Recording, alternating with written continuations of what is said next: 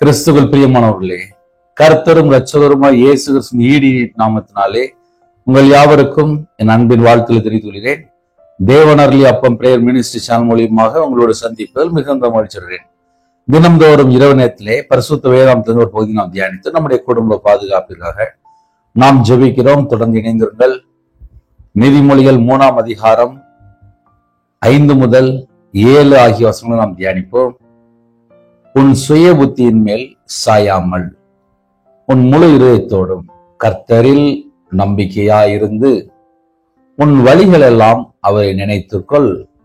அப்பொழுது அவர் உன் பாதைகளை செவ்வாய்ப்படுத்துவார். நீ உன்னை ஞானி என்று எண்ணாதே, கர்த்தருக்கு பயந்து தீமை விட்டு விலகு. ஹல்லேலூயா. கிறிஸ்துவில் பிரியமானவர்களே, இந்த வசனத்தை நாம் வாசிக்கும் போதே நம்முடைய காரியங்களை நாம் அறிந்து கொள்ள முடியும். உன் சுய புத்தியின் மேல் சாயாமல். இப்போ இந்த மாசம் ஸ்கூல் ஓப்பனிங், சில குடும்பத்துல காலேஜ் ஓப்பனிங். பிள்ளைகள் ஃபுல்லா என்ன பண்ணுவோம் அப்படின்னா, எந்த ஸ்கூல்ல சேர்க்கணும், எந்த காலேஜில் சேர்க்கணும், எவ்வளவு பணம் கட்டணும், இது எல்லாம் ஒரு பெரிய ஒரு பணத்துக்காக ரெடி பண்ணிட்டு இருப்பாங்க. எந்த ஸ்கூல்ல சொல்லி எல்லா காரியம் பார்த்துட்டு இருப்பாங்க. உன் சுய புத்தியின் மேல் சாயாமல். சில குடும்பத்துல கர்த்தரை விட்டு தள்ளி போற காரியமே என்ன அப்படின்னா அந்த சுய புத்தி. ஒரு வாலிப மகள், கர்த்தரை அறியாத மகள், ஒரு நாள் ஒரு ஜெபகுறிப்பு வந்துச்சு. என்னன்னு சொல்லி கேட்கும்போது, அண்ணா எங்க குடும்பத்துக்காக நீங்க ஒரு ஜெபிக்கணும். உனக்கு ஜெபிக்கணுமா, எனக்கு ஜெபிக்க வேண்டாம், எங்க அம்மா அப்பா என் ஃபேமிலிக்காக கொஞ்சம் ஜெபம் பண்ணணும். சரி, எதுக்கு ஜெபம் பண்ணணும்? அவங்களாம் நல்லா இருக்கணும். அப்ப நீ இல்ல எனக்கு ஜெபிக்க வேண்டாம்னே. சரி. அடுத்தாப்புல அந்த மகள் மிகுந்த வேதனையோடு, தற்கொலை எண்ணங்களோடு, இனிமேல் வாழ வேண்டாம், என்னுடைய வாழ்க்கையை முடிச்சுக்கலாம் அப்படின்னு சொல்லிட்டு மனசுல தீர்மானம் பண்ணிட்டு அந்த மகள் ஜெபிக்க வந்திருக்கார். அந்த மகளுக்கு ஜெபிக்கும் போது சில காரியங்கள் பேசுறதுக்கு தேவன் கிருபை கொடுத்தார். அந்த காரியங்களை பேசும்போது அந்த மகள் சொன்ன காரியம், அண்ணே எனக்கு வயசு கம்மி தான், நான் எங்க வீட்டு பக்கத்துல இருக்கிற ஒரு நபர், அவங்க ரொம்ப நல்லவங்க, எங்க அம்மா கொஞ்சம் பணம் கேட்டாங்க, அவங்கள்ட்ட வாங்கி கொடுத்தேன். அதுக்கப்புறம் எனக்கு கொஞ்சம் அவங்க ரொம்ப நல்லவனால எனக்கு ஒரு பழக்கம். ஆனால் நான் ஏமாற்றப்பட்டுட்டேன் அப்படின்னா. எப்படிம்மா அப்படின்னு கேட்கும்போது, எனக்கு திருமணம் முடிந்து ஒரு 15 நாள்லேருந்து 20 நாட்கள் ஆகுங்க.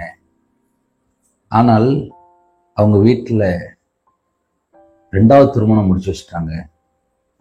அப்போ உங்க அம்மா அப்பாவுக்கு தெரியுமா அப்படின்னு கேட்டேன். தெரியாதுண்ணே, ஆனா அவங்க 2வது திருமணம் முடிச்சு வச்சது ஊருக்கே தெரியும். இது என்னோட வாழ்க்கையில ஒரு பெரிய, நான் பெரிய தவறான காரியத்தை பண்ணிட்டேன், எனக்கு வேதனையா இருக்கு. எங்க அம்மா அப்பா நல்லா இருக்கட்டும், எனக்கு இனிமேல் வாழ பிடிக்கலண்ணே, எனக்கு வாழ பிடிக்கல, என்னோட வாழ்க்கையை அந்த மாதிரி தவறான ஒரு முடிவு எடுத்துட்டேன், எங்க வாழ்க்கையை முடிச்சுக்கலாம்னு சொல்லி நினைக்கிறேன். அந்த மகளுக்கு ஆலோசனை கொடுத்து மறுபடியும் இந்த மகளுக்கு ஜெபித்து, கண்ணீரோடு இருந்த மகளுக்கு சில காரியங்களை சொல்லி ஜெபிக்க தேவன் கிருபை செய்தார். அந்த மகள் கிட்டத்தட்ட ஒரு 4 வருஷம் ஆச்சு. இன்னொரு இந்த மகள் உயிரோட இருக்கா. ஒரு முழு வேதாந்தத்தை வாசித்து முடிச்சிட்டா. 2வதோட பைபிள் வாசித்து முடிக்க போறேன். அந்த மகளுடைய வாழ்க்கையில என்ன நடந்துச்சு அப்படின்னு சொல்லி பார்க்கும்போது, அம்மா அப்பாவுக்கு தெரியாமல் எடுத்த தீர்மானம், தவறான ஒரு முடிவு, அவளோட வாழ்க்கையில கண்ணீர், கஷ்டம், வேதனை, அது மட்டும்தான் இருந்துச்சு. அந்த மகள் சில நேரத்துல ஜெபிக்கிறதுக்கு கூடுவா, அண்ணா எனக்கு வாழ பிடிக்கலண்ணே, எனக்கு தற்கொலை என்னையா வருதுண்ணே, நான் ஏன் வாழணும், எனக்கு தற்கொலை எண்ணங்களா வருது அப்படின்பா. அந்த மகளுக்கு நிறைய முறை ஆலோசனை கொடுத்து ஜெபிக்கிறது தேவன் கிருபை செஞ்சார். அந்த மகள் எடுத்த ஒரு முடிவு அந்த மகளுடைய வாழ்க்கையில நித்தம் நித்தம் வேதனையா மாறிட்டு, இந்த வயசு கம்மியான ஒரு ஸ்டேஜ்ல எடுத்த தீர்மானம் நித்தம் நித்தம் நித்தம் வேதனையா மாறிட்டு, அந்த மகள் கடந்த காரியங்களை யோசிக்கும் போது இனிமேல் நான் ஏன் வாழணும், இனிமேல் நான் ஏன் வாழணும், இனிமேல் நான் ஏன் வாழணும், அடிக்கடி தற்கொலை எண்ணங்கள். ஒரு 4 வருஷத்துல அந்த முறை அந்த மகள் பல முறை தேவையில்லாத இப்படி செஞ்சிடலாமா அப்படி செஞ்சிடலாம்னு சொல்லிட்டு எல்லாம் அந்த தற்கொலை எண்ணங்கள் தான். காரணம் என்னன்னு சொல்லி பார்க்கும்போது, ஒரு நாள் அம்மா அப்பாவுக்கு தெரியாமல் எடுத்த தீர்மானம், சுய புத்தியின் மேல எடுத்த அந்த தீர்மானம், யாருக்குமே தெரியாமல் திருமணம் முடிச்சார். 15 நாள் 20 நாளுக்குள்ள அவங்க வீட்டுல, இந்த மாப்பிள்ளை சைடு வீட்டுல 2வது திருமணம் முடிச்சுட்டாங்க. இந்த மகளுக்கு அது மிகுந்த வேதனை, மிகுந்த கண்ணீரா மாறிட்டு. வேதம் சொல்கிறது, உன் சுய புத்தியின் மேல் சாயாமல். சில குடும்பத்துல என்ன பண்றாங்க அப்படின்னா, எனக்கு ஒரு பெரிய வேலை வேணும், அது ஒரு கவர்மெண்ட் வேலையா இருக்கலாம், ஒரு பிரைவேட் வேலையா இருக்கலாம், இல்ல வெளிநாட்டுக்கு போறதுக்கா இருக்கலாம், யார்கிட்டயாவது லஞ்சம் கொடுத்துட்டா ஒரு வேலை கிடைச்சிடும் அப்படின்னு சொல்லிட்டு பல லட்சங்கள் கொடுக்கறதுக்கு இன்னைக்கு எத்தனையோ குடும்பங்கள் ஆயத்தமா இருக்கு. எத்தனையோ குடும்பம் ஆயத்தமா இருக்கு. எப்படி ஆயத்தமா இருக்கு அப்படின்னா, என் குடும்பத்துல என் பையனுக்கு ஒரு பெரிய வேலை கிடைச்சிடாதா, என் மகளுக்கு ஒரு பெரிய வேலை கிடைச்சிடாதா, யாருக்காவது பணம் கொடுத்தா கிடைச்சிருமா, இப்படிலாம் தவறா யோசிக்கிறாங்க. இதெல்லாம் லஞ்சம் கணக்குல வந்து பரிதானம். லஞ்சம் கொடுக்கும்போது அந்த இடத்துல தேவன் இருக்க மாட்டார். பாவம் செய்யற இடத்துல பிசாசு தான் இருப்பான். சில குடும்பத்துல 1 லட்சம் 2 லட்சம் 3 லட்சம் இப்படி பல லட்சங்கள் போகுது. அது 10 லட்சம் 15 லட்சம் சொல்லி எங்கெல்லாமோ போகுது. லாஸ்ட் போய் அந்த வேலை கிடைக்காம போய் இந்த பிள்ளைகள் உட்கார்ந்து கண்ணீர் வடிச்சு அழுறாங்க. அப்ப நான் கேட்பேன், ஏம்மா அழுறீங்க, என்ன பிரச்சனை? ஆனா எனக்கு வாழ பிடிக்கலங்க, என்ன பிரச்சனை சொல்லுங்க. ஒரு வேலைக்காக லஞ்சம் கொடுத்தாச்சு, சரி, அப்புறம் அது என் திருமணத்துக்காக வச்சிருந்த அந்த பணத்தை கொண்டு போய் கொடுத்துட்டோம்னே, இப்ப நகையும் போச்சு, பணமும் போச்சு, வீட்டுக்கு மாப்பிள்ளை வருது, கல்யாணமும் முடிக்க முடியல. ஒரு பெரிய வேலைக்காக இருக்கிற பணத்தை எல்லாம் கொண்டு நகையெல்லாம் வச்சு கொடுத்து ஏமாந்துட்டோம். அதுக்கப்புறம் இந்த பிள்ளைகள வாழ்க்கையில ஒரு 2-3 வருஷம் 4 வருஷம் திருமணம் முடிய மாட்டேங்குது. சில குடும்பத்துல பார்ட்னர், பிசினஸ் பார்ட்னர், அவங்க யாரு என்ன ஏது எதுவுமே தெரியாது. அவங்க ஒரு பெரிய பிசினஸ் பண்றாங்க, நாங்களும் கொஞ்சம் இன்வெஸ்ட் பண்றோம் அப்படின்னு சொல்லிட்டு இன்வெஸ்ட் பண்ணிடுறாங்க. எனக்கு தெரிந்த ஒரு ஐயா உண்டு. அந்த ஐயா ஆன்லைன்ல 90 லட்சம் இன்வெஸ்ட் பண்ணிருக்காரு. 90 லட்சம் இன்வெஸ்ட் பண்ணிட்டு அதை மறுபடியும் லைட்டா செக் பண்ணி பார்க்கும்போது அந்த பணம் ஃபுல்லாவே காணாம போயிட்டு, அந்த இன்வெஸ்ட் பண்ண இடம் வந்து நோ ரிப்ளை. ஆனா அமௌண்ட் எவ்வளவு காலி ஆயிட்டு அப்படின்னா 90 லட்சம், அதாவது 1 கோடிக்கு 10 லட்சம் கம்மி. அவ்வளவு அமௌண்ட் ஃபுல்லா போயிட்டு. இது ஏன் சொல்ல வேண்டியிருக்கு அப்படின்னா, யாருக்குமே தெரியாம இதுல நம்ம பணம் போட்டாச்சுன்னா பிக்சடா நமக்கு ஒரு அமௌண்ட் கிடைச்சிட்டு இருக்கோம் அப்படின்னு சொல்லிட்டு இன்வெஸ்ட் பண்றாங்க. அதுக்கப்புறம் பார்த்தா கிடைக்க மாட்டேங்குது. பிசினஸ் ஃப்ரெண்டை நம்பி பல லட்சங்கள் பார்ட்னர்ஷிப் மாதிரி, சில லேண்ட் பிசினஸ், வேற எக்ஸ்போர்ட் பிசினஸ், எதுலயோ கொண்டு அமௌண்ட்டை இன்வெஸ்ட் பண்றாங்க. அதுக்கப்புறம் அதுல ஏதாவது ஃபெயிலியர் மாடல் ஆயிட்டு அப்படின்னா, வீட்டுல நகையில இருந்து பணத்துல இருந்து சொந்த வீட்டுல இருந்து எல்லாமே நடுரோட்டுக்கு வந்துடுறாங்க. ஒரு குடும்பத்துல 4 கோடி ரூபாய் கடன். எப்படி கடன் சொல்லி பார்க்கும்போது, வியாபாரி 4 கோடி கடன். என் வாழ்க்கையில என் கூட இருக்கிற ஒரு நபர் அடிக்கடி பணம் கேட்கும்போது கொடுத்துட்டு இருந்தேன். நான் மாந்திரியத்துல விக்கிரத்துல நல்ல அதிகமா பாதிக்கப்பட்டிருந்தேன். கூட இருக்கிற மனுஷன் ரொம்ப நல்ல மனுஷன் நினைச்சு கொடுத்தா இருந்தேன். லாஸ்ட் எனக்கு ஒரு நாள் தெரிய வந்துச்சு, எனக்கு மாந்திரியம் பண்ணினதே அவங்க தான். என்னோட வாழ்க்கையில பிசினஸ்ல எவ்வளவு நட்டங்களை பார்க்கும்போது ஒரு 55 லட்ச ரூபா தாண்டி நட்டம். சரி, இதுக்கெல்லாம் பின்னாடி என்ன பிரதர் காரணம் அப்படின்னா, வீட்டுல ஃபேமிலியில அம்மாட்டையோ அப்பாட்டையோ வீட்டுல மனைவிட்டையோ நம்ம ஒரு டிஸ்கஸ் பண்ணி நம்ம செய்யற காரியம் கரெக்டா ஜெபம் பண்ணி தேவனோட சமூகத்துல காத்திருந்து இது நம்ம செய்யலாமா, இல்ல எங்களுக்கு ரொம்ப விவரம் தெரிய மாட்டேங்குது அப்படின்னா ஒரு பாஸ்டர்கிட்ட நீங்க போய் தொடர்பு கொண்டு கேட்கலாம். சர்ச்சில் ஐயர்வாள்கிட்ட கொண்டு போய், ஐயா நாங்கள் இந்த மாதிரி ஒரு வேலைக்காக ட்ரை பண்றோம், இப்படி ஒரு பிசினஸ்க்காக ட்ரை பண்றோம், அதில் அவங்க இவ்வளவு ரூபா பணம் கேட்குறாங்க, இப்படி கேட்குறாங்க, அது இந்த நாடு, அது இந்த ஊரு, அது இந்த கம்பெனி, அது இந்த ஜாபு, இதுக்கு இவ்வளவு ரூபா பணம் கேட்குறாங்க, கேட்குற நபர் யாருன்னு தெரியலையா, நாங்க அப்ப என்ன செய்யணும் அப்படின்னு சொல்லி ஒரு பரிசுத்தவன்கிட்ட போய் ஆலோசனை கேட்கும்போது அவங்க உங்களுக்கு சரியான ஒரு கைட்னஸ் கொடுப்பாங்க, சரியான ஆலோசனை கொடுப்பாங்க. என்னுடைய வாழ்க்கையில நான் கர்த்தரை விட்டு தள்ளி போய் நான் துன்மார்க்கனா வாழ்ந்து, துன்மார்க்கன்னா என்ன பிரதர் அப்படின்னா, உமது வேதத்தை விட்டு விலகுற துன்மார்க்கர். ஒரு குடும்பத்துல வேதத்தை விட்டு விலகியாச்சுனாலே துன்மார்க்கர் தான். அதனால முடிஞ்ச அளவுக்கு எல்லா பிள்ளைகளும் இந்த செல்போனை தூரமா ஒதுக்கி வச்சுட்டு நம்ம கையில பைபிளை எவ்வளவு நேரம் எடுத்து வாசிக்கிறோமோ அந்த நேரம் தான் நம்ம இருதயத்துக்குள்ள வசனம் உள்ள போயிட்டு இருக்கு. நம்ம இருதயத்துக்குள்ள வசனம் போக போக போக நம்முடைய ஆவிக்குரிய வாழ்க்கையில ஒரு மாற்றம். இன்னைக்கு கர்த்தருடைய பிள்ளைகள் என்ன செய்யணும் அப்படின்னா, தேவனுக்கு பிரியமானபடி வாழ்றதுக்கு அர்ப்பணிச்சுக்கோங்க. ஏன்னா சில குடும்பத்திலே கர்த்தரை விட்டு தள்ளி போய் சமாதானம் இல்லாமல் சந்தோஷம் இல்லாமல் பல வேதனையான சில குடும்பத்துடைய காரியங்கள் வெளியே சொல்ல முடிய மாட்டேங்குது. வெளியே சொன்னாலே அவ்வளோ பிரச்சனையா இருக்கு. அப்ப அண்ணன் என்னென்ன செய்யணும் அப்படின்னா, முடிஞ்ச அளவுக்கு அம்மா அப்பா வீட்டுல இருக்கிறாங்களா அவங்கள்ட்ட டிஸ்கஸ் பண்ணுங்க. பிள்ளைகள் இருக்கிறீங்களா, முழங்கால் போட்டு ஜெபம் பண்ணுங்க. கணவர் ஒருவேளை செய்தி கேட்குறீங்களா, அண்ணன்மார் கேட்குறீங்களா, வீட்டுல மனைவிட்ட சின்னதா ஒரு ஆலோசனை கேளுங்க.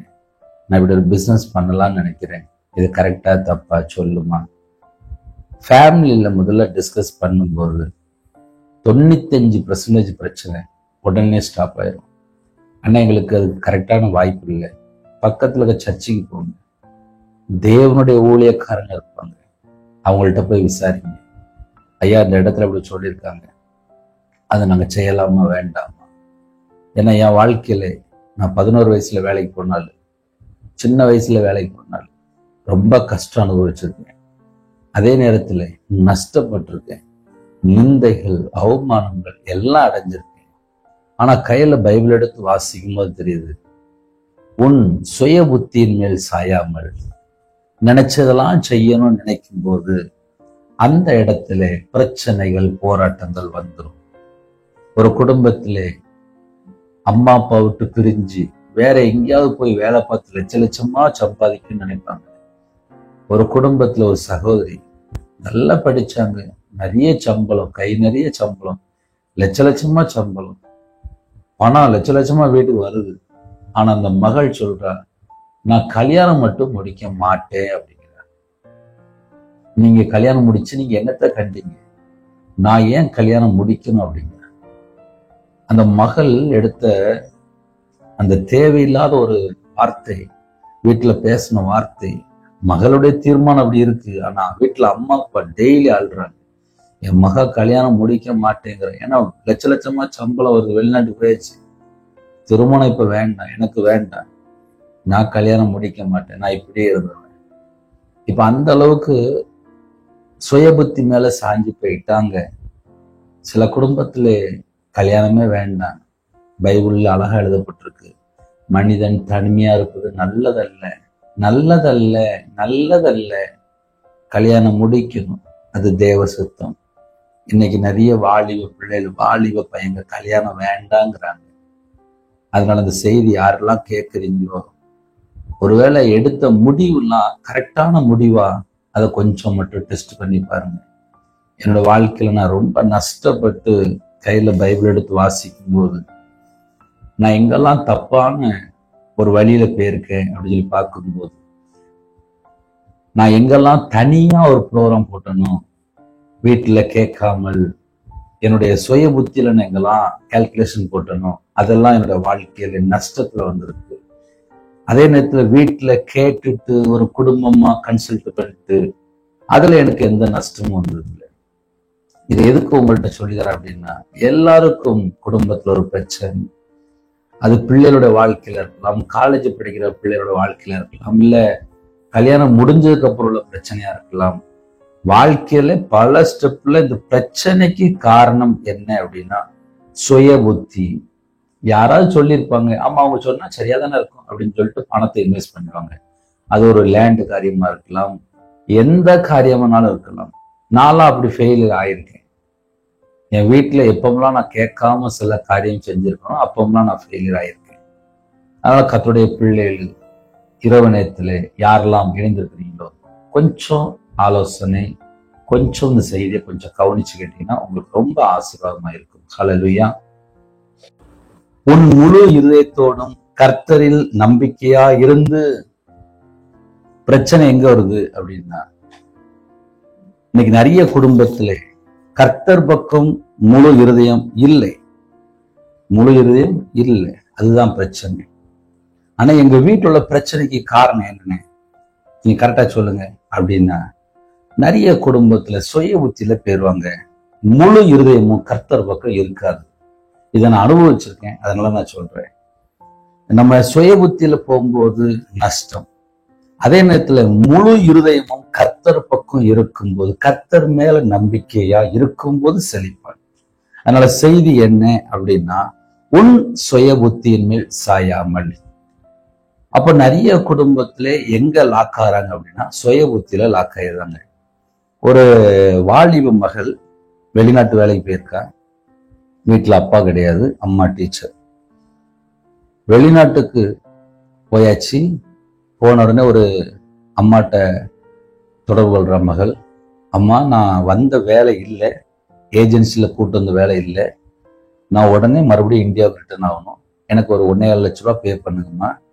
இங்க நான் வந்த இடம் தப்பான இடமா இருக்கு, அதை கேன்சல் பண்ணிட்டு நான் வர வேண்டியிருக்கு, எனக்கு மறுபடியும் பேமெண்ட் அனுப்புங்க அப்படின்னா அம்மாட்ட பணம் இல்லை. அந்த மகள் கண்ணீர் வெடிக்கா, அம்மா பணம் போனா போயிட்டு போட்டோம், ரிட்டர்ன் வரதுக்கு மட்டும் பணத்தை ரெடி பண்ணுங்க. இன்னைக்கு சில குடும்பத்துல யாரையோ நம்பி கிளம்பி போயிருந்தாங்க. நம்பி கிளம்பி போனதுக்கு அப்புறம் அங்க இருக்கிற இடத்துல கண்ணீர் வடிக்கிறாங்க. இதெல்லாம் ஏன் சொல்லுகிறேன் அப்படின்னா, சில நாட்டுக்குள்ள சில இடத்துல வேலை செய்யற இடத்துல 6 மாசம் 9 மாசம் வேற வெளிநாட்டுல சம்பளம் வராம இருக்கு. போன இடத்துல வேலை வாங்குறாங்க, பல மணி நேரம் வேலை வாங்குறாங்க, சம்பளம் தராம இருக்கிறாங்க. ஆனா உள்ளூர்ல பார்த்தா ஒரு 20,000 ஒரு 30,000 ஒரு 40,000 குடும்பமா அழகா ஃபேமிலியா வாழ்ந்துட்டு இருப்பாங்க. என்ன ஒரு வண்டி வாங்கி இல்ல ஒரு வீடு கட்டி இல்லைன்னா ஏதாவது ஒரு கொஞ்சம் கடன் இருக்கும். இப்படிதான் சில வீட்டுல நிறைய கடன்ல மாட்டிக்கிட்டாங்க. உன் சுய புத்தியின் மேல் சாயாமல், சுய புத்தியின் மேல எங்கெல்லாம் சாயிறாங்களோ அங்கதான் கடன் வருது. ஏன்னா என் வாழ்க்கையில நான் கடன்ல வாழ்ந்திருக்கேன், நான் சுய புத்தியில போயிருக்கேன். எனக்கு இயேசு கிறிஸ்து எப்படிப்பட்டவர் எனக்கு தெரியாது. ஆலோசனை அப்படின்னா சில நேரத்துல நான் அம்மா அப்பாவுடைய ஆலோசனை கேட்டிருக்கேன், குடும்பத்துடைய ஆலோசனை கேட்டிருக்கேன். ஆனா யாருக்குமே தெரியாமல் சுய புத்திலையும் எடுத்து நான் முடிவெடுத்து நஷ்டப்பட்டிருக்கேன். ஏன்னா வியாபாரத்துல இருக்கும்போது எனக்கு தெரிஞ்ச மாதிரியே வியாபாரம் பார்த்தேன், ஆனா லட்சமா நஷ்டமாச்சு. இதுக்கெல்லாம் பின்னாடி என்ன காரணம் சொல்லி பார்க்கும்போது, சுய புத்தியின் மேல எப்பமெல்லாம் நம்ம சாயிரமோ அங்கதான் நஷ்டம் வருது. இன்னைக்கு உள்ள செய்தி கர்த்தருடைய பிள்ளைகளுக்கு மிகவும் பிரயோஜனமா இருக்கும். சுய புத்தியின் மேல நம்ம எங்கெல்லாம் சாயிரமோ அங்கே நஷ்டம் வருகிறது. அதனால சுய புத்தியின் மேல சாயிர இடமா இருக்கு அப்படின்னா அந்த ஒரு இடத்த மட்டும் கொஞ்சம் நிப்பாட்டி செக் பண்ணுங்க. நைட்ல செல்போன்ல சார்ஜ் இல்லைன்னா நம்ம செக் பண்றோம்.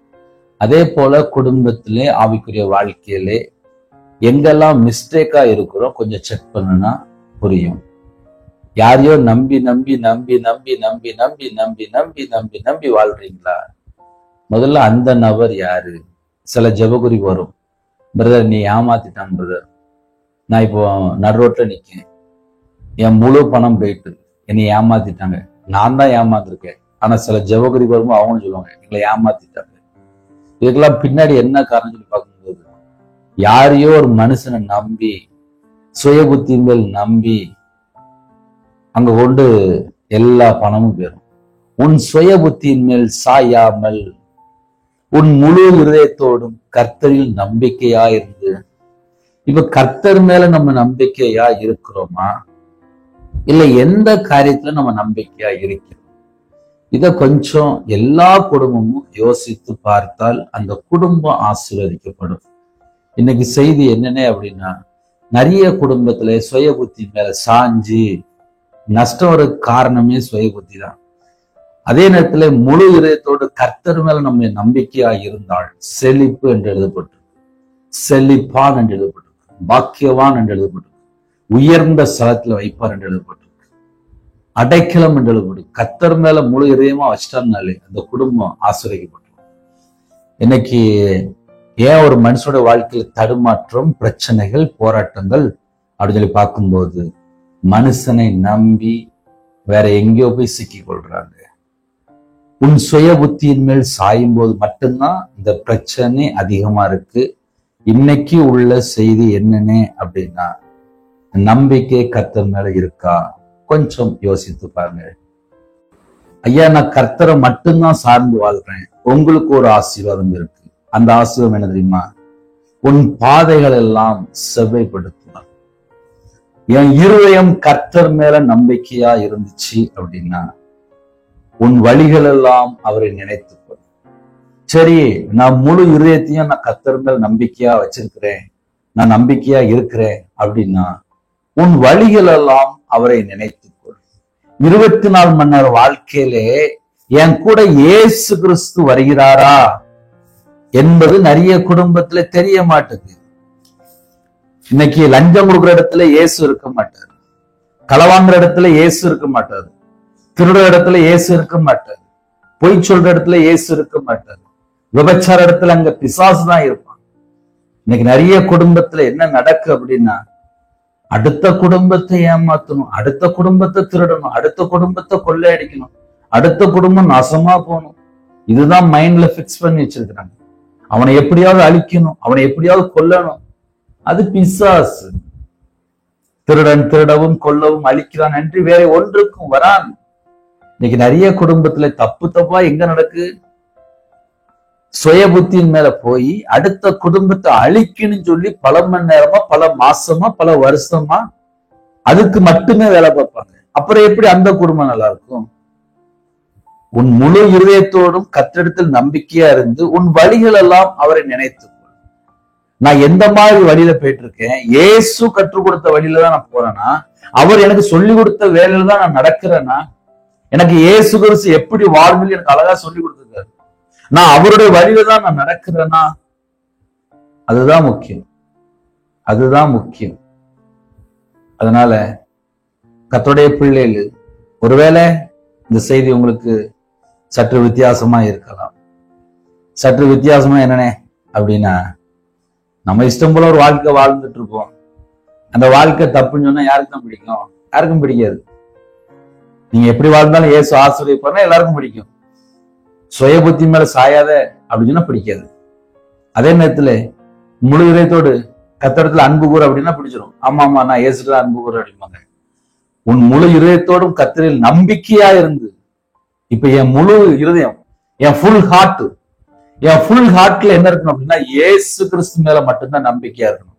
இப்ப நான் இன்னும் கொஞ்சம் ஆழமா சொல்றேனே, இப்ப என் இருதயத்துக்குள்ளே என்ன இருக்கணும் அப்படின்னா எனக்கு இயேசு கிறிஸ்து மட்டும்தான். ஆனா இன்னைக்கு நிறையரோட இதயத்துல என்ன இருக்கு?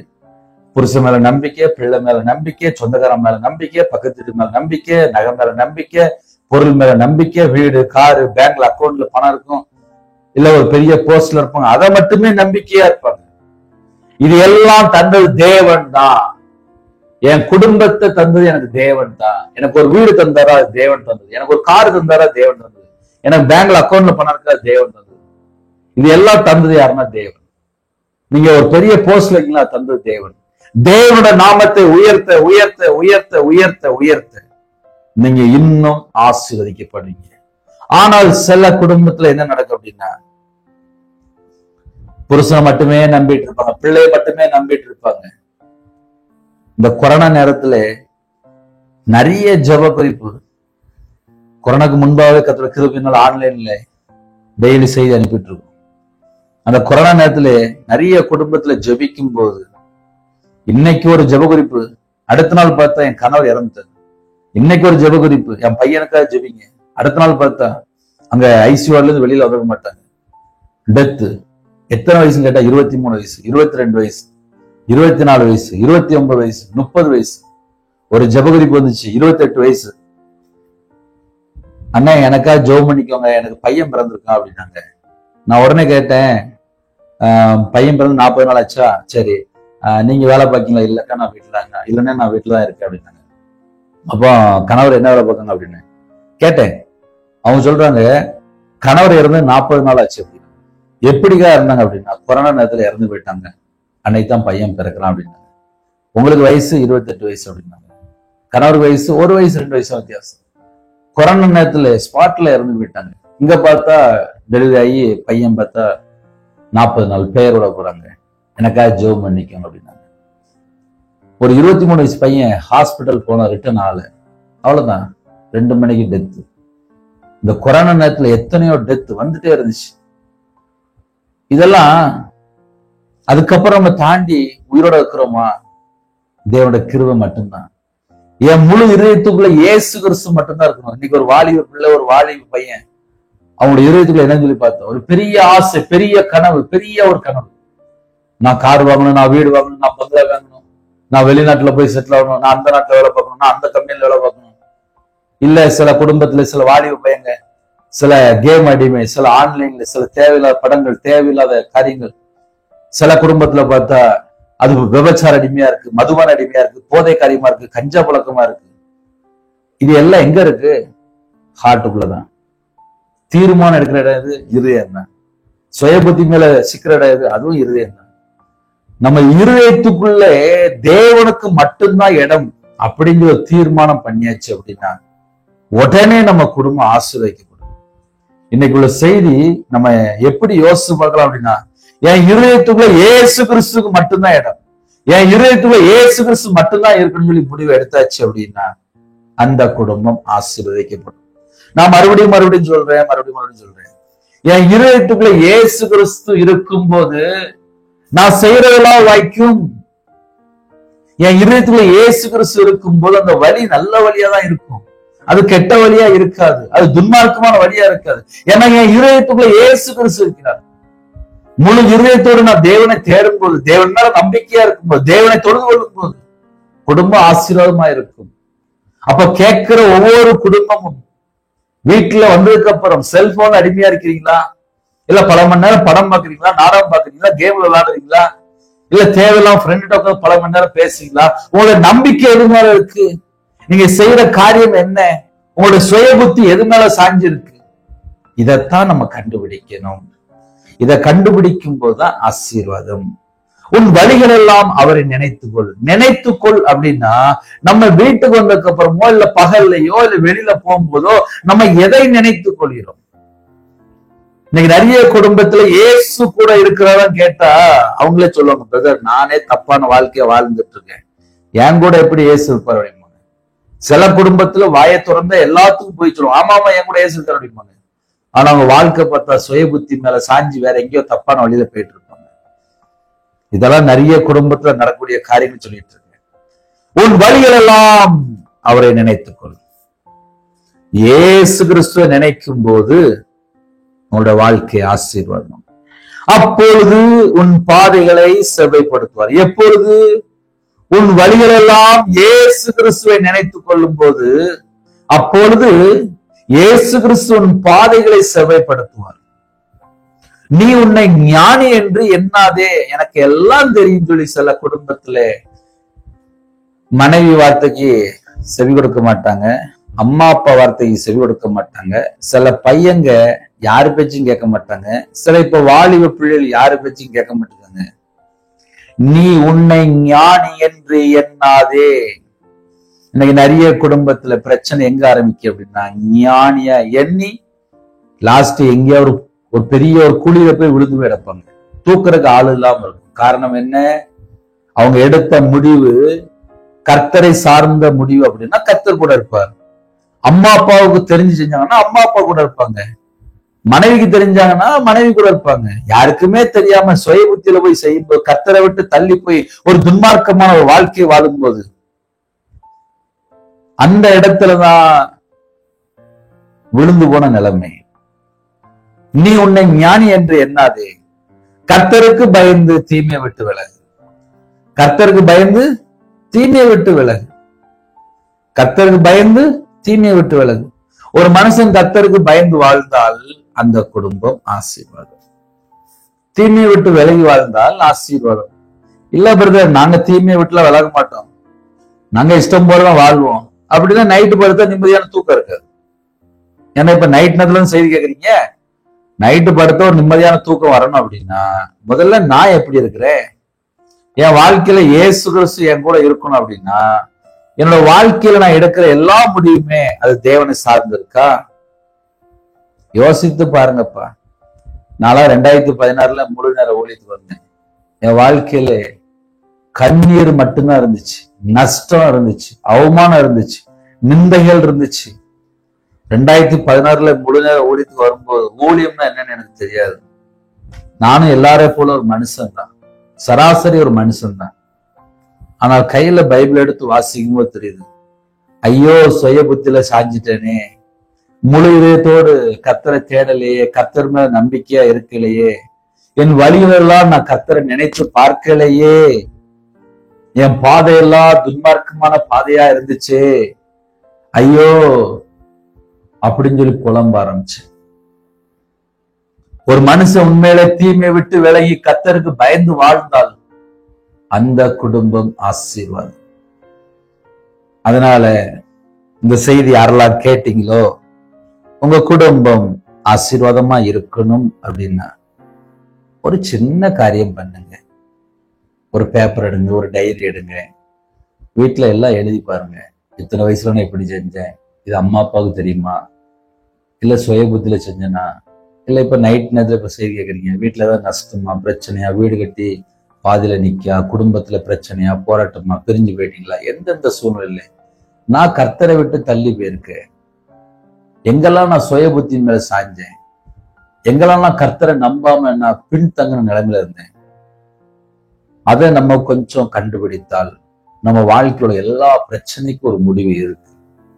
உன் வழிகள் எல்லாம் கர்த்தரை நினைத்துக்கொள், அப்பொழுது அவர் உன் பாதைகளை செவ்வைப்படுத்துவார்.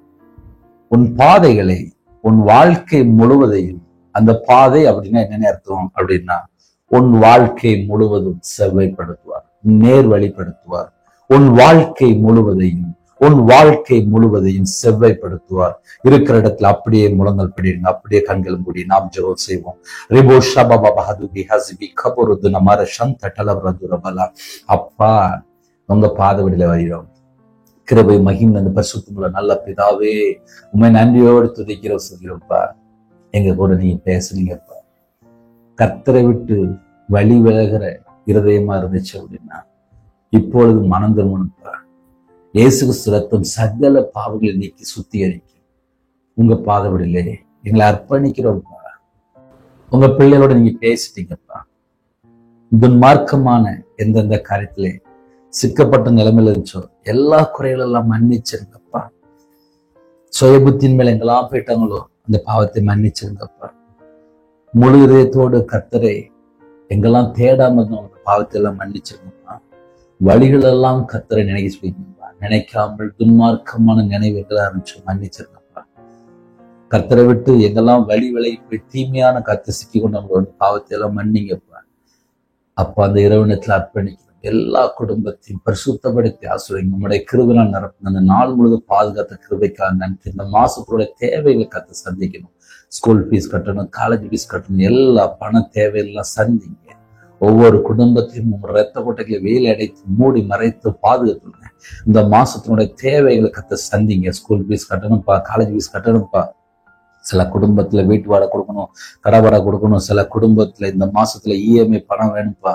சில குடும்பத்துல ஃபைனான்ஸ்ல வாங்கின அந்த தேவைகள் எல்லாம் கத்த சந்திங்க. பஸ்ல போயிட்டு இருக்காங்க, கார்ல போயிட்டு இருக்காங்க, டிராவலிங் இருக்காங்க. எல்லா குடும்பத்துக்கும் கத்தர் ஒரு பாதுகாப்பு தாங்க. நைட் ஷிப்ட்ல வாலிப பிள்ளைகள், வாலிப பையங்க, கவர்மெண்ட் ஆபீசர், இன்னுமா பிரைவேட் வேலை பார்க்கறங்க, எல்லாரையும் கத்தோட கரத்துல அப்படின்னும் எல்லாருக்கும் அப்பா முன்னும் பின்னுமா தேவதூர் பட்டுக்கு உங்களோட ரத்த பட்டைகளை வேலை அடைத்து மூடி மறைத்து பாதுகாத்துக் கொள்ளுங்க. எங்க வீட்டுக்குள்ள இயேசு கிறிஸ்து ராஜா வரணும். எங்க வீட்டுக்குள்ள இயேசு கிறிஸ்து ராஜா வந்தால் சமாதானம், விடுதலை, சந்தோஷம், குறைகள், குற்றங்கள் எல்லாவற்றையும் மன்னித்து எங்களை பரிசுத்தப்படுத்தி ஆசிரியங்க. கர்த்தர் ஜெபிக்கிறோம். கர்த்தர் மனம் இருங்க, மாசம் இருக்குங்க. கர்த்தர் கூட இந்த ஆசிரியங்க. இரவு நேரத்துல வெளிநாட்டுல ஜெபிக்கிறங்க. அவங்க இருக்கிற இடத்துல எந்த காரியத்துல அப்பா போராட்டம் இருக்கோ, எந்த காரியத்துல பிரச்சனைகள் இருக்கோ, எந்த காரியத்துல வேதனை இருக்கோ, எந்தெந்த குடும்பத்துக்குள்ள சமாதானம் இல்லாத சூழ்நிலை இருக்கோ, அந்த எல்லா குடும்பத்தையும் கர்த்தர் சந்திக்கணும். எல்லா நாட்டோட ஜனங்களையும் உங்களுடைய ஜீவன்களை அப்படி ராஜா. சில குடும்பத்துல நைட் நேரத்துல மன அழுத்தத்துல இருக்காங்க, வேதனையில இருக்காங்க, கண்ணீர் வாழ்க்கையா இருக்கு, இதயம் ஃபுல்லா வேதனையா இருக்கு. அந்த குடும்பத்தை கத்த சந்திங்க. அந்த குடும்பத்தை கத்த தொடுங்க. அந்த குடும்பத்தை கத்தர் ஆசீர்வதிங்க. பலகணிகளை திறந்து, பண்டசாலை திறந்து எல்லா குடும்பத்தையும் ஆசீர்வதிங்க. ஒவ்வொரு குடும்பத்தையும் அப்பத்தையும் தண்ணீரையும் ஆசீர்வதிங்க. கவர்மெண்ட் எக்ஸாமுக்காக எழுதி வேட்டியில இருக்காங்கப்பா, உமக்கு சுத்தமா இருந்தால் வேலையை தாங்கப்பா. புதுசா பிசினஸ் பண்ண ஆரம்பிக்கிறாங்க, புதுசா வீடு கட்ட ஆரம்பிக்கிறாங்க, புதுசா வேலைக்கு ட்ரை பண்றாங்க. கர்த்தர் சுத்தமானபடி ஆக கடவுள். இரவு நேரத்துல ஜெபிக்கிற குடும்பம் சமாதானத்தோடு படுத்துங்க. கிருபை செய்யுங்க. அவங்களோட ஆவியை உங்களுடைய கரத்துல முடியும். இந்த நாளிலும் கர்த்தரை விட்டு எங்கெல்லாம் வழி விளையிருக்கோம் அந்த பாவத்தை மன்னிங்க அப்பா. ஆட்டுக்குட்டியான் ஜீவ சில பேர் எழுதப்படணும்ப்பா. தீட்டு, அருவருப்பு, பொய் எந்த காரியம் வந்தாலும் மன்னித்து உங்களோட ரத்தத்தினால கழுவி எங்களை சுத்திகரித்து அப்பா ஆட்டுக்குட்டியான் ஜீவஸ்ல எழுதுங்கப்பா. நாங்க எல்லாரும் உமக்கு பிரியமானபடி வாழ்ந்து தேவ சத்தத்துக்குள்ள இருந்து அப்பா தேவ பக்தியில வாழ்ந்து நற்கிரியை செய்து நன்மை செய்து தான தர்மம் செய்து கற்பனை கை கொண்டு கட்டளை கீழ்ப்படிந்து உமக்காக ஊழியம் செய்ய எங்களுக்கு ஒரு கிருபை தாங்க. அந்த கிருபை தாங்க. ஜெபிக்கிற எல்லா குடும்பம் இயேசு கிறிஸ்து நாமத்தால் ஆசீர்வதிக்கப்படும். அதிகால வேளையில உங்க சமூகத்துல கண் விழிக்க கிருபை செய்யுங்க. கற்பதனிக்கா ஜெபிக்கிற கர்த்தர் மனம் இருங்க. மாசமா இருக்காங்க, கர்த்தர் ஆசீர்வதிங்க. டெலிவரி போடுறாங்க, பரம வைத்தியர் கூட இருங்க. நார்மல் டெலிவரி ஆகிட்டாங்க. பிள்ளைகளுக்காக உத்தரவாடு ஜெபிடுங்க. கர்த்தர் குடும்பத்தை ஆசீர்வதிங்க. கணவனுக்குள்ள பிரச்சனைகள், சந்தேகம், டைவர்ஸ், விபச்சார அடிமை, விக்கிர வழிபாடு, மாந்திரிகம், பிள்ளி சுனி, ஏவல் எந்தெந்த குடும்பத்துக்குள்ள இருக்கோ இந்த எல்லா செத்த கிரியெல்லாம் இயேசு கிறிஸ்துவின் ரத்தத்தினாலே, இயேசு கிறிஸ்துவின் நாமத்தினாலே சுட்டு எரிக்கப்பட்டு ஒவ்வொரு குடும்பத்தையும் கர்த்தர் ஆசீர்வதிக்க வேண்டும். பலகணிகளை திறந்து ஆசீர்வதி. வெளிநாட்டுல இருக்கிறாங்க, அவங்க இருக்கிற பகுதிகளில் எல்லா ஜனங்களையும் ஆசீர்வதிங்க. இந்த வீடியோ யாரெல்லாம் கேட்கிறாங்களோ எங்க முழு இருதயமும் கர்த்தர் பக்கம் இருக்கணும். சுய புத்தி மேல சாஞ்சிடக்கூடாது. கர்த்தர் கிருபை தாங்க. தேவன் அருளிய அப்போ மினிஸ் சேனலை கர்த்தருடைய கருத்துல அர்ப்பணிக்கிறோம். அப்பிரயோஜனமான ஊழியக்காரன் ஊழியத்திலேயே அப்பா அந்த சேனல்ல இணைந்திருக்கிற எல்லா குடும்பமும் கர்த்தர் கரந்துட்டு ஆஸ்வதிக்கணும். உம்முடைய பாதவில் அர்ப்பணிக்கிறோம். எடுத்த தீர்மானத்திலே உறுதியா இருக்க கர்த்தர் கிருபை செய்யுங்க. பொருத்தனை பண்ணிக்காங்க. அந்த பொருத்தனை நிறைவேற்ற கர்த்தர் கிருபை செய்யுங்க. இந்த வருஷத்துல முழு வேதாந்தத்தை வாஸ்து கிருபை செய்யுங்க. குடும்பத்துக்குள்ளே சமாதானம் வேணும். ஹாஸ்பிட்டல் பலவீனத்தோடு படுத்த படுக்கையில யாரெல்லாம் இருக்கிறாங்களோ உங்களுடைய தழுமுள்ள கரத்தினாலே தொட்டு சுகமாக்கித்தாங்க. குறைகள், குற்றங்கள் எல்லாவற்றையும் மன்னித்து பரிசுத்தப்படுத்தி ஆசீர்வதிங்க. எல்லா குடும்பமும் இயேசு கிறிஸ்துவின் ரத்தத்தினால், இயேசு கிறிஸ்துவின் நாமத்தினாலே ஆசீர்வதிக்கப்படட்டும். பலகணிகளை திறந்து, பண்டகசாலை திறந்து கர்த்தர் கரந்தொட்டு ஆசீர்வதிக்கணும். கர்த்தர் கரந்தொட்டு ஆசீர்வதிக்கணும். கர்த்தர் கரந்தொட்டு ஆசீர்வதிக்கணும். கர்த்தருடைய நாமம் மகிமைப்படுவதாக. எல்லா குடும்பமும் ஆசீர்வதிக்கப்படும். இயேசு கிறிஸ்துவின் நாமத்தினாலே எல்லா குடும்பமும் ஆசீர்வதிக்கப்படும். இந்த மாசத்தோட எல்லா தேவைகளும் கர்த்தர் சந்திங்க. உங்க நாமம் மகிமைப்படட்டும். உங்களுடைய ஜீவன் பார்க்கணும். பலவீனத்தோடு யாரெல்லாம் ஜீவித்தானோ பூரண சுகம் தாங்க, பூரண விடுதலை தாங்க. கர்த்தர் பொருள் இயேசு கிறிஸ்துவின் பிதாவே ஆமென்.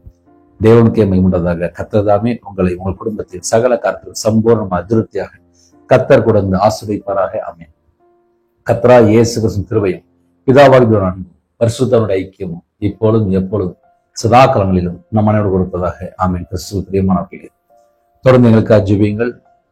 9363064181 நம்பர் உண்டால் நாங்கள் உங்களுக்காக ஜெபிப்போம். God bless you.